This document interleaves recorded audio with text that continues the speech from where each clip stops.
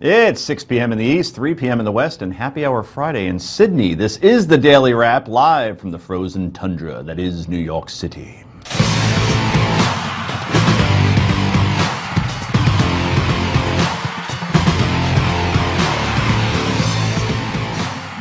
And just so you know, New York City looks nothing like that. That building you just saw is completely white, as we said. Lots of snow here in New York City. But joining me tonight in Braving the Elements, Sirius XM radio host, Forbes columnist, and a three-time Jeopardy champion, Rick Ungar. Who knew? You learn something new during the intro every night. And she is a rising star in the legal television world and makes a fine cheesesteak. Philly attorney Heather Hansen is back. Great to be back. You look great and tan despite all the snow. Amazing. And finally, she has interviewed some of the biggest names in sports and politics. Lisa Jandovitz is here once again, looking red. Red. I love red. All right, enough chit chat today. Let's get right to the daily download.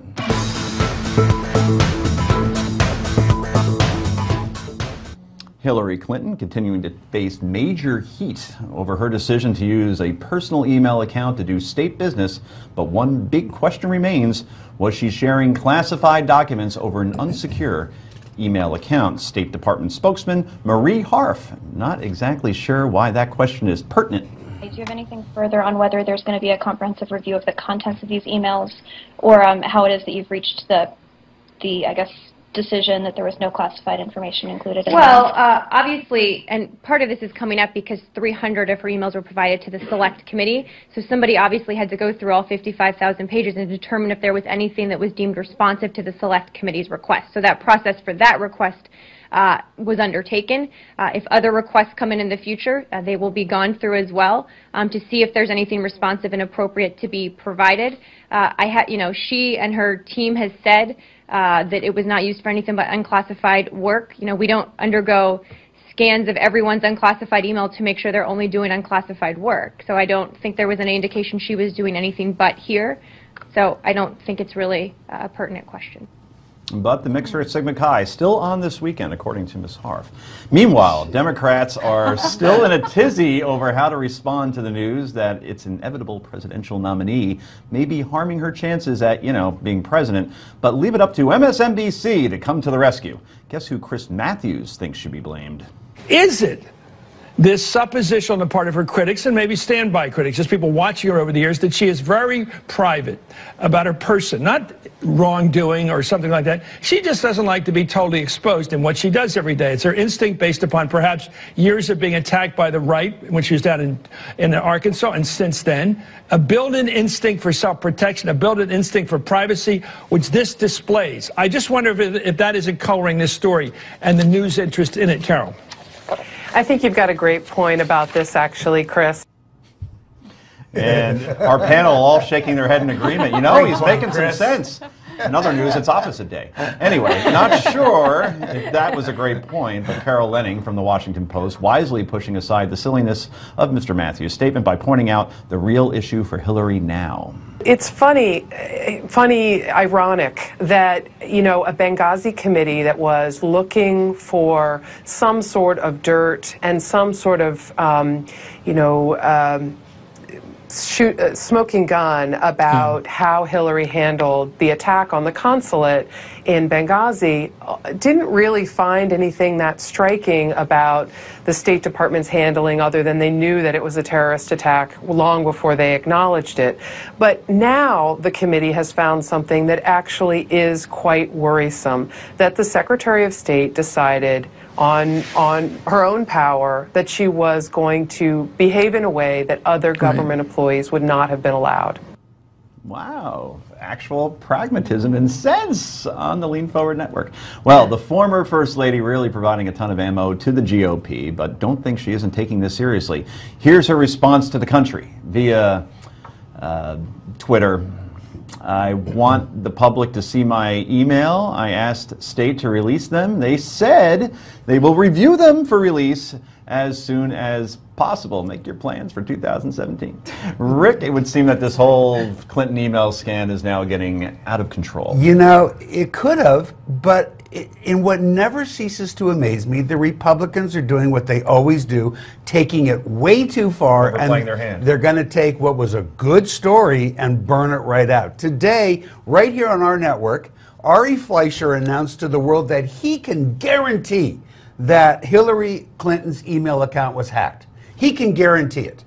Now, he didn't say how he can guarantee it, but you know it's private because apparently Hillary wouldn't know how to hire the same people who protect government emails, which are also probably hacked. They're going to go to the silly season like they always do. They're going to take a perfectly good story and they're going to destroy it. You know, I disagree. I think that this Really? is. I you think can guarantee it too? I can't guarantee that it's been hacked, but I know that, like Gawker, for example, went through the different ways that it could be hacked, Yeah, and we just know like the that it government. was hacked in 2013 by that Guccifer. Can I ask this question? Because I forgot to bring it up if you don't mind terribly. of course. Why wasn't Ari a little more concerned about the fact that Colin Powell did precisely the same thing during his administration? He didn't sit here and say he could guarantee that Colin Powell was hacked. So Colin Powell didn't set up his own So email what? at his house purposefully that's to even hide worse. everything. Listen, we are No, tired. you're missing the point. It is To be not hacked. worse. It is Who do you think has a better chance of being hacked? Your personal email But or we don't Google? know. Actually, was your it done? personal email probably has a worse Lisa, chance. of here's a being better question. Who has a better chance of being hacked, you asked? Who has a better chance of being president? Because last I checked, Colin Powell I was going to say, wasn't is he running running for president. Is he That's running not for the president? point. And that's what. Yes, it is a No, point it's not because the point. it puts on the front burner her question of leadership and policy. I agree, And but why that's not did what we're she? talking Why did she decide to do this? To use her personal email when she's in such a top level position? And That question hasn't been answered. This is what happens, and this is my point. You're absolutely right. Absolutely not what we were talking about. I completely agree with what you just said, but what we're talking about is her account getting hacked, and where you go with that is her ability to be president. I think your point is correct. Well, because we were But that's talking about not Colin what we're Powell talking doing the about. same. But we were No, talking about because Colin Powell doing the same we thing. were talking about it in the context when Colin Powell was the Secretary of State, just like Hillary Clinton. He did all of his emails through his personal email account. Okay, so why wasn't he worried about that? Let's talk about something else then. Does this hurt her chances to be president? Because a lot of Democrats seem very nervous right now, Rick, and I think that you're probably included in that And you know why category. it's not going to hurt her chance? Why is that? Because for reasons that escape me yet again, either Hillary is incredibly smart and she's getting all this bad stuff out of the way before she's even started running. She didn't get out of the way. I The New don't York Times Wait, reported wait, it. wait. It was I found think out that's about right. her. She I didn't think put it out wait, there. I think that's right that she didn't. You know what that means? That the Republicans are not very clever because they're wasting all of their ammo before the woman's even announced I a think race. there's a lot more to Okay. come. I think there is, yeah. A lot more to I'd come. be saving it. Agreed. I have a feeling we'll be talking about this tomorrow night. And coming up next, Dr. Ben Carson walks back his comments about gays. And a new presidential poll has Governor Scott Walker on top. This is the Daily Wrap, only on Newsmax TV.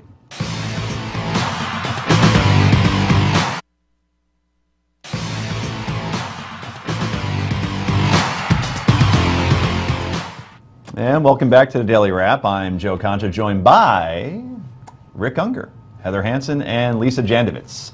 So, have you seen this? A Quinnipiac presidential poll finds Governor Scott Walker leading Jeb Bush by 2 points, while Governor Mike Huckabee, Governor Chris Christie, Senator Rand Paul, Dr. Ben Carson, Senator Ted Cruz, and Senator Marco Rubio follow far behind. John Kasich, your next president, in the opinion of this opinion host, not even listed. Meanwhile, Hillary Clinton topping a decidedly thin Democratic field with a staggering lead over the likes of Senator Elizabeth Warren, Vice President Joe Biden, and independent Senator Bernie Sanders. It's like the AFC South of presidential candidates. So, how does Senator Clinton fare against possible GOP opponents? Well, look at that. Mrs. Clinton beating Governor Walker by 9 points, 48-39. And while she has a tougher fight with Governor Jeb Bush with only a 2-point lead at 45 and 43, if Hillary survives her email issue and becomes the next president of your United States, we can look forward to dynamic and captivated speeches like this one from Tuesday. I am still kind of in the grandmother glow. 6 months in, it's better than any spa treatment. I highly recommend it. My grandfather was a factory worker, started at the age of 11, worked until he was 65, and got to retire. And that yes, we have to work on macro issues, but also macaroni and cheese issues too. And if you think that was tedious, you're not alone. Here's Mark Halpert on Bloomberg. there were things she said last night that were inspirational, particularly for women who would like to see an Emily's List back candidate win. But if this email scandal wasn't going on, I think what people would be saying after last night's event was high profile, home court advantage she could have, and that was not a speech that people want to hear. Part of what the presidential race comes down to is who do you want in your living room for 4 years? Who do you like? Who do you want to listen to? She was flat. She was slow. At her best moments, she was not that interesting. I fell asleep twice during the speech. I was tired, but I would not fall asleep during a Bill Clinton speech or a George Bush speech or a Barack Obama speech. She needs to be better, and I don't know if she was distracted or what, but if that's the best she's got, the country is going to be sick of listening to her after a few months. That's Mark Halpern, not exactly a right-wing guy, the author of, or co-author of Game Change. So, Heather, let's start with you until next week's polling comes out, because that Quinnipiac poll, by the way, that I mentioned, obviously was taken before this whole little scandal hits. Is she still the candidate to beat on both sides? You know, listen, she doesn't have a lot of charisma. I've never thought she had a lot of charisma. It's interesting because the vice president of Emily's List, after the scandal, actually said that there's some fear that people are going to run to a third party. I don't think they're going to run to a third party, but I do think that you are going to see people come up out of the woodwork when they see some weakness in Hillary. And we may actually see some other viable candidates here. We've talked about Senator Jim Webb before. I think that's a possibility. But I think that she is showing weakness day after day with the email scandal, and then with speeches like that. She started, last time she ran, she stepped away from her womanhood. I think now she's getting a little too into it, talking about being a grandmother and macaroni and cheese, and she's got to find some balance or she's going to lose both sides. Rick. Well, I think the country's far more bored with Mark Halpern than they are with Hillary Clinton. So. His books sales tend to, it's because he has a partner in those books who has a great personality. That aside, look, I don't know what was so terrible about that speech, frankly, and it was given to a women's organization. You know, what amazes me is if this is the stuff we're going to pick on Hillary Clinton for, or others are, she's your next president, because that ain't going to get it done when you look at the polls. By the way, those polls did show one thing that I've been saying all along. There is one candidate who has a chance to beat Hillary Clinton. That's Jeb Bush. Jeb Bush. But you're talking 2 percentage points, and you don't think that's going to make a difference? It's before the scandal, this scandal. And there's many more scandals to come. We'll see next week. And we forget that she's not her husband. So, and she's trying, I think in that speech, she was trying to relate to people. She's not able to do that. That's what her husband was always able to do. He was always, however he did it, he was always able to connect with people. She can't do that. Well, I just like hypotheticals. She connects with 45%, apparently. Because there's nobody else out there that's As up I was against about her. to say, I don't like dealing with hypotheticals. But let's say there was a good second candidate out there, like a Barack Obama in 2007. Exactly. Well, we know how that works out. Right. But how quickly would people abandon the Hillary ship if they knew? In other words, is her support only there because she's the only one who could keep a Republican out of the White House, given the people that you listed yesterday as far as the Democratic field? We can all go, absolutely, and this and that, but guess what? It is a hypothetical, because right now there is nobody else. There's nobody else, right. But the other thing is, people are tired of a president who thinks he's king. And when you have someone coming in who thinks she's queen and untouchable and no one can ask me about my emails, that really does not reflect well. That's right. If she were different, if she were coming out and being different somehow, being transparent as he had promised to be, then it might be different. Don't kings usually inherit their role from their relatives? Yes. Well, so that might speak to who? Clinton, for sure. Not Jeb Bush, with a father and a brother. And a... You know what I want to know? I want to know what she runs on. Does she run on her record as Secretary of State? That is the question, and it's actually. What does she believe in? That's the bet. No offense to anybody. Smartest question I've heard all night, because the one thing she has yet to do, and she has to do, is tell us why she wants to be president, why she should be president, and what the heck she believes in. I agree with that completely. Her books failed to do it. She hasn't done it so far. That's the question. And she didn't do it at the speech last night in front of the friendliest possible audience. That wasn't the place to do it. Where? When she announces the president. When she announces, she would have. Right, I agree with that. For that time and place, maybe not necessarily. But Lisa, is it all about more her checking off a box saying, see, I could be the first female president? Okay, why do you want to be president? What's your worldview? Well, I want to fight ISIS stronger. I want to tax the rich more. I don't know. I don't know who she is. She has to define herself. She has to lay out what she has accomplished as well while she was Secretary of State. What did she do? And that's a very hard question for people to answer, even liberals, right? And I completely agree with that. Well, and when you again, I bring up Carly Fiorina. I don't know why I always do, but she said flying is an activity, not an accomplishment, and that's where she's got to point and she to has something many. that She's destroyed not one company but two. Go get them, Carly.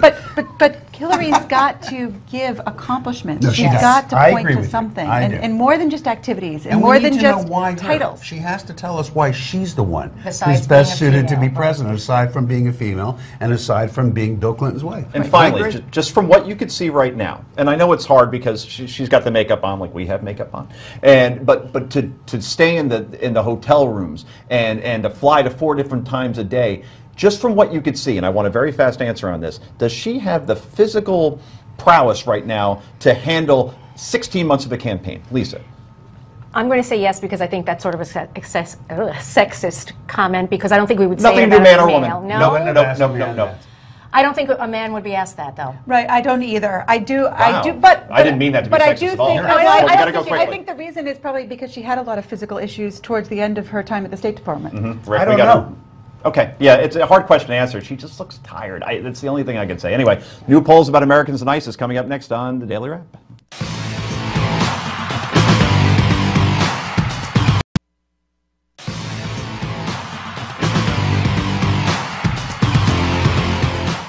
And welcome back to the Daily Wrap from a snowy New York City. I'm Joe Concha, joined by Rick Ungar, Heather Hansen, and Lisa Jandovitz. So, our friends over at Fox News releasing an interesting poll today, gauging public opinion over U.S. efforts against terrorism. Here are some of the highlights.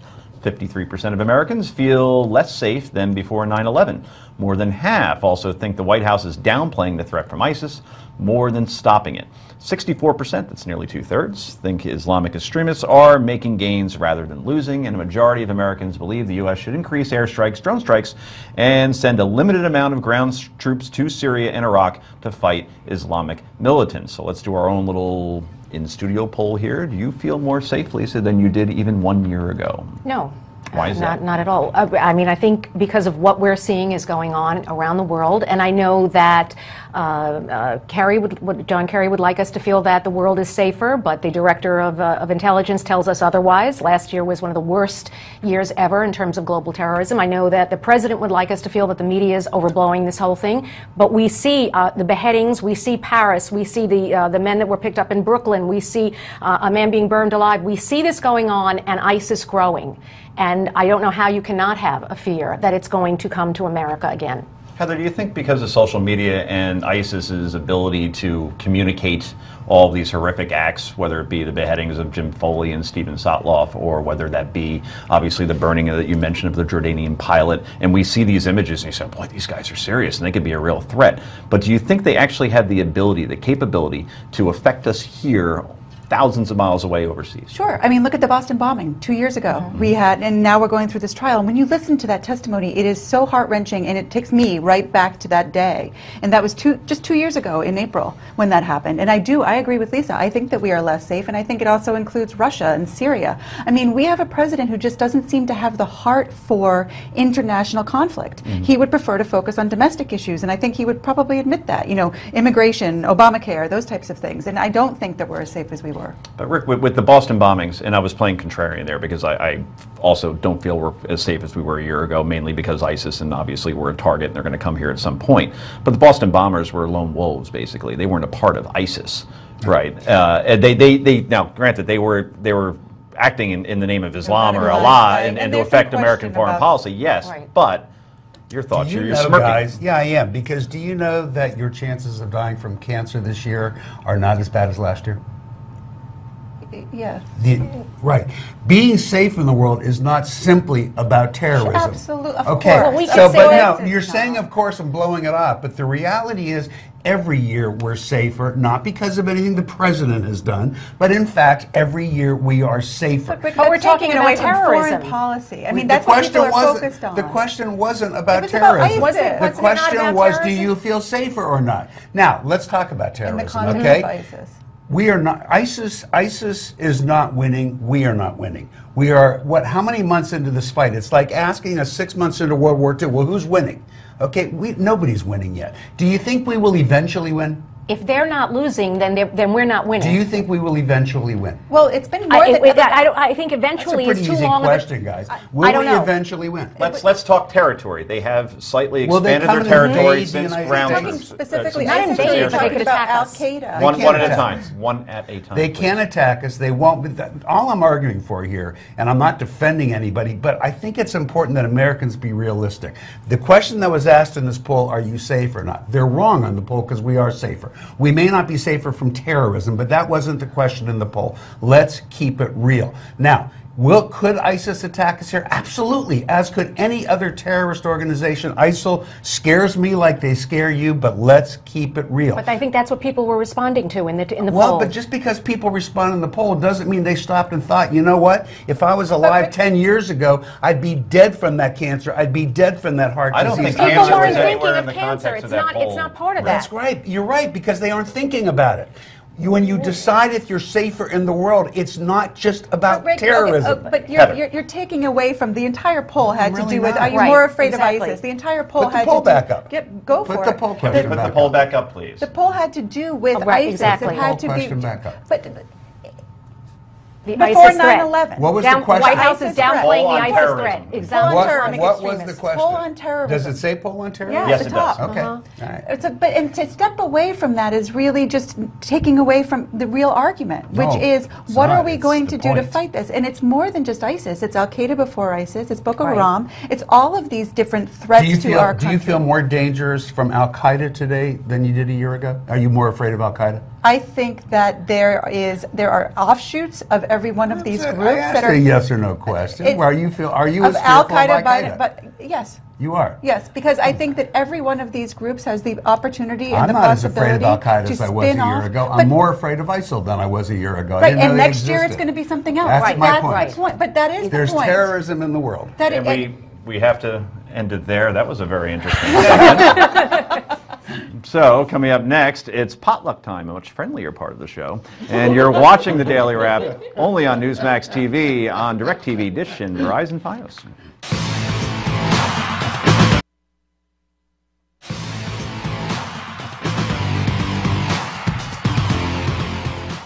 And welcome back to the smoky haze that is the Daily Wrap. It's do that, Joe. potluck time, I know. I Messing really up should the set. quit. This is the part of the show where we go around the table and share our favorite stories of the day. And usually we go right to left, but we're going to go in the middle this time because Heather Hansen, I heard you're one hell of a chef. I am not really at all. But I do have an interesting potluck. Mayor de Blasio has now decided that he wants to grant Muslims the 2 holidays where they will have school off, just as we have some Christian holidays off and some Jewish holidays off. And personally, I think that it is a stretch.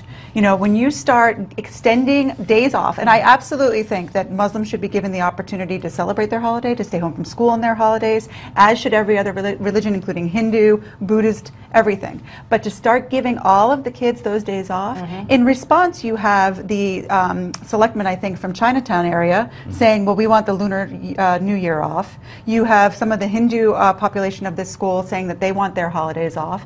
Kids have got to go to school, and I think that that's why Bloomberg didn't allow some of these holidays, because it was more important for the children to be in school. So I think that this is a bit of a stretch, and I know you disagree, Rick. I know Rick can tell. Not necessarily. You make it so easy for the host. Ready I don't for even that? have to ask you Just a tell you question. where I'm going to be, right? Just take it away. When I was a boy, back in the Civil War era, Christian holidays, everybody got off. Jewish holidays, we did not get off. The Jewish kids would take the day off, and school went forward. Here we are all those many years later, and certainly in this city, Jewish holidays closed the entire school too.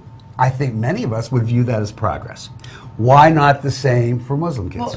Well, first of all, I think we should also look at the percentage of students that are attending, Muslim students as well as the teachers, because there are a large number of Jewish students attending New York City public schools, as well as the faculty. Right. So I think that was taken into consideration. What's your cutoff point?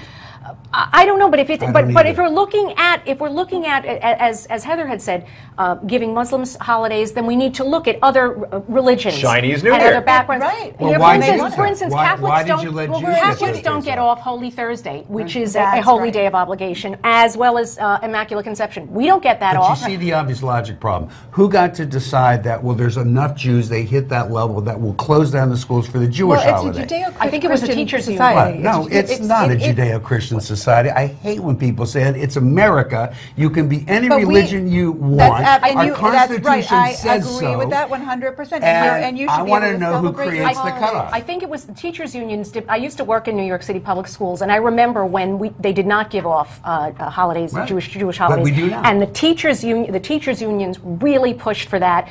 Teachers were in an uproar that they had to take a So personal the day. decision is when the union says so. I think You're it- good with that. No. Can we get that down on, are we videoing this? Because we just heard her say that the teachers' union should decide all I these think it important has things. to do with the percentages. And when you're talking about 10%, then you're not talking about What's the cutoff?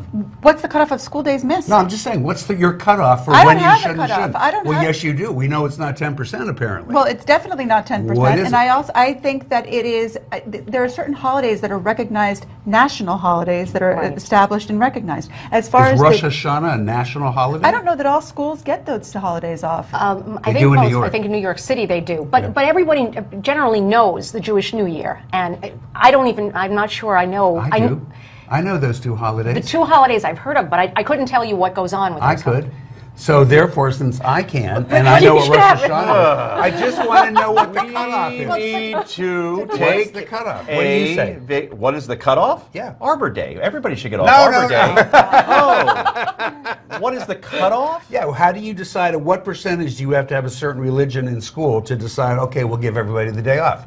Obviously, according to Heather, 10% is not enough. no, What do do you you- say? I say we have to move on in this segment. Oh, you got it. Because Lisa has 90 seconds now. It's happened again. No. This is an appetizer. It's not even a dinner anymore. Go. This is Go. did Go. the media create this whole issue of racism between these two high schools in New Jersey? There was a Holy Spirit, a Catholic high school, has a fierce and friendly rivalry with Atlantic panic. City, Do a little Atlantic City High School. And what they did was the students dressed up. They were basically emulating what Arizona State University did a couple of years ago. And when they were trying to distract during the foul shots, they were trying to distract the opposite team.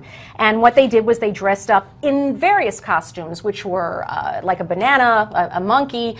I think it was the senior class president put on a ballerina tutu.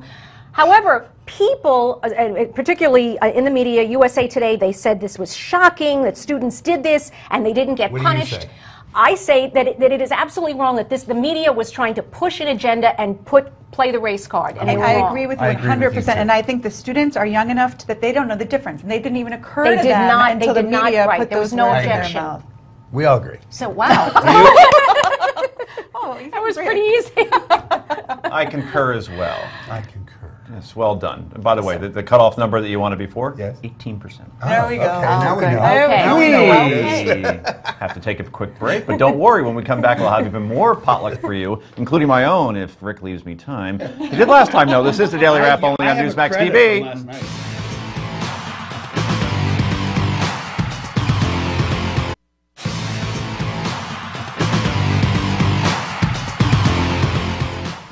Welcome back to Daily Wrap. I'm your host, Joe Concha, and if you're just joining us, we're in the middle of our potluck, where we share our favorite stories of the day. Rick Ungar, what are you serving up?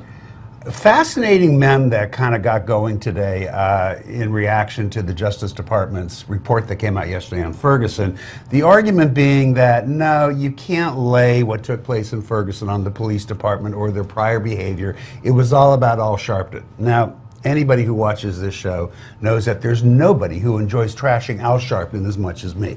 I think Al Sharpton did play a role in what happened in Ferguson, and certainly not a positive role. But to use that to avoid what we learned in this report yesterday really, really bothered me. So I guess the question that I'm asking for people to consider, Do you really think that they're mutually exclusive? Does it have to be either this was all Al Sharpton or it was the police department, or didn't they both play a role? Al Sharpton has now left Ferguson, thank goodness for Ferguson, but the police are still there, and can we really allow what's been going on there to keep going? Why don't you educate the folks at home what we've learned? In terms of what we've learned, well, first of all, we got to see a series of emails, and if you really want to learn, read my column today at Forbes.com, because I get into it fairly explicitly, but we also saw some statistics that were disturbing. For instance, they're pulling over nearly twice as many black people when they pull you over in a car situation, and yet when they search people, they're finding out that there were 25% more white people who actually had something illegal on them than black people, but black people were getting searched dramatically more times than white people. That is a sure sign that something is amiss. You know, Profiling clearly was going on, but then again, who's responsible for most of the crimes? What is the contrarian argument there? right. Well, and I've got to say, first off, that when you read the emails, it is absolutely horrifying, Yes. and there's a big problem there, and I think that the police department has to be taken apart and put back together from the very scratch, and I agree with you on all of that. The disparate impact claims, when you talk about the statistics, it concerns me because statistics can be bent, and there are statistics that may explain some of this information. So that's worrisome. But my biggest concern is the hit back towards policemen. Because when we start talking about policemen in general, you know, there was an article in the LA Times this week about less lethal weapons, giving police less lethal weapons so that they can't kill civilians. That is putting our policemen in danger. Yeah, I agree you know, with in you. Philadelphia today, one of our police officers was shot in the head. And so when you read these and you hear about this, I agree with your point, and I do think there's a problem in Ferguson, but our policemen and women need our support. And my concern is that this report is making a lot of people think that they have the right to attack. Not only do I agree with what you just said, I actually said it in the article. We can't blame all of our men and women in blue for something that happened in Ferguson, and I hate to think of our life without our police officers, so let's not... Right, and Rick, I agree with what you had said initially. I think with Ferguson, I think both the police department as well as Al Sharpton. Al Sharpton, we know, did use it for his own purposes, and he loves to fan the fire. He loves that opportunity. That being said, there is an issue in Ferguson. But what happened, and any time a law enforcement officer uses force, it needs to be investigated. What happened in this situation was the officer using to his best judgment needed to be done. I've never criticized that. And so that needs to be looked at as well. And I think when we look at it also with, you mentioned Philadelphia, what's happening in New York City, the same thing is happening where the police are given, having to do with less and giving more rights to potential criminals. Exactly. Yeah, yeah. I was trying to get the study up, but then I just realized that we don't have a whole segment to talk about this, unfortunately. But that was excellent, though, Rick. Thank you so much. So, switching gears almost completely, a new study out today that says, wow, what a shock, men are more narcissistic than women. Now, I was surprised by this because I know whenever my wife and I go out, basically I jump in the shower first, and I'm ready in 7.2 minutes, okay? Because this hair never changes. It hasn't since I've been 21 years old. I lay out my clothes beforehand. It's jeans and usually a button-down shirt, you know, regardless of where we're going, and I'm done. And that's it. I don't look at myself in the mirror again. It's over. She takes, I don't know, 90 to 114 minutes, you know, because the hair has to be straightened and all that. Now, that said, Mr. Ungar, then I thought about it, and maybe men, while we don't take as long to get ready, we will check ourselves out a lot more. And it reminded me of a movie 25 years ago with an actor you may recognize. You look fine. I didn't ask.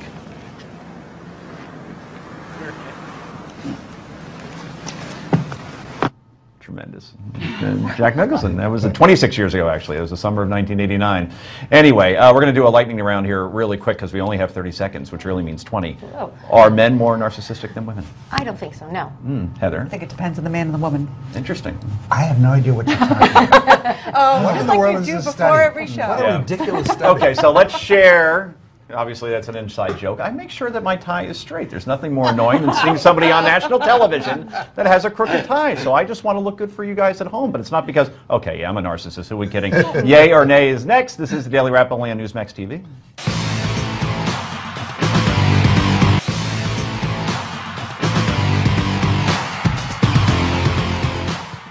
And welcome back to the Daily Wrap. It's time for Yay or Nay, where the powers that be at Newsmax love this segment so much, they gave it its very own segment bump.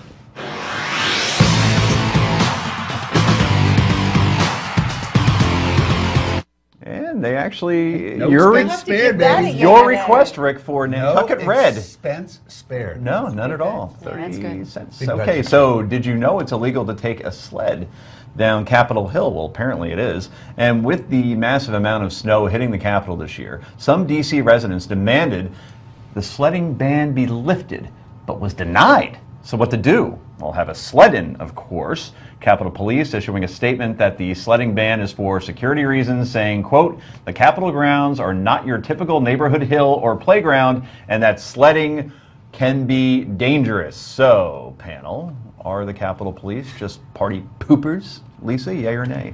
I'm going to say nay, even though I love sledding, but I understand their position. It's not a park, it's not a playground, it can be security reasons and could be dangerous. Wow, you're a party pooping I am. I guess panel. I am. It's okay. I'm a party pooper too. I agree with her. I think we're talking about DC. We're talking about any number of people there on the grounds in the middle of DC. I think that it's unfortunately it's something that it's appropriate to curtail.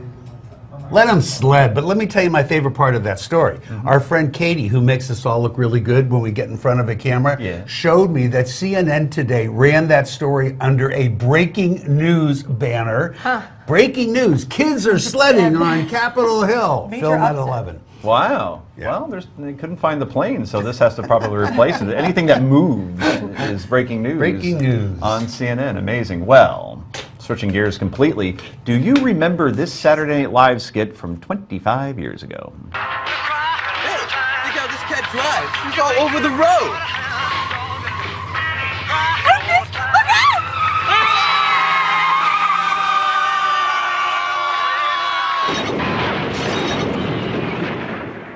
It's amazing. You talked about cost before. They go over the same cliff. And that segment ran for about 3 years, mainly Victoria Jackson and Dana Carvey, I believe, without looking that up.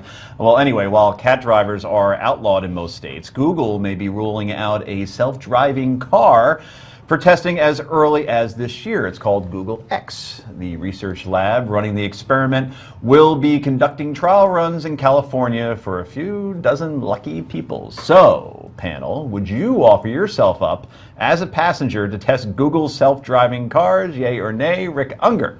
Yay, but I love how you could use Toonsis the cat to make that connection. The only thing that would have made Toonsis better would have been if he joined the other 9 cats that Michael Palin stuffed in his pants on his episode of Saturday Night Live. Wow. Yeah. Heather? I would gladly do it. I ride the train to come back and forth here, so the same thing in my car. I could read, I could dictate. It would be wonderful.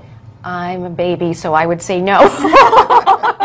And I am a nay as well. I actually thought of the whole Toonsis connection there because I pretty much see it as the same thing. That cat driving, computer. What if it? I don't know. It gets hacked. What if you know the Hillary.com thing somehow is involved with the computer system? I'm with you, Joe. You know, we're all screwed. You need to get some rest, Joe. I'm just saying, You need to computers, get they crash all the time. I know. And if a computer crashes, guess what happens to the car? Right, It crashes.